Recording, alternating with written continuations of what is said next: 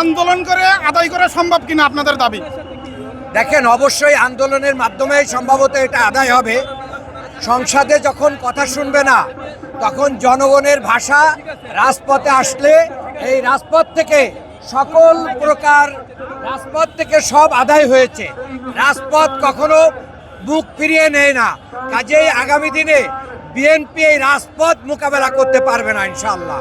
তারা সংসদে আইন দেখাতে পারবে, সংবিধানের দোহাই দিতে পারবে, রাজপথ মোকাবেলা করার ক্ষমতা বিএনপির নাই।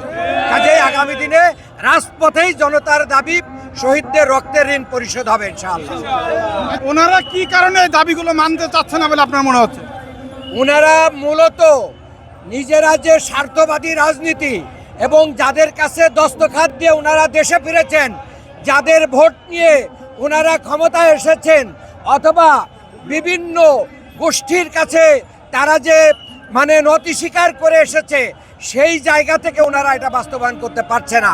কারণ জুলাই সনদে তারা স্বাক্ষর করেছে, স্বাক্ষর করা একটা গোষ্ঠী, তারা এখন এটা বাস্তবায়ন করতে চাচ্ছে না। তাহলে বোঝা যায় ডাল মে কুছ কালা হ্যায়।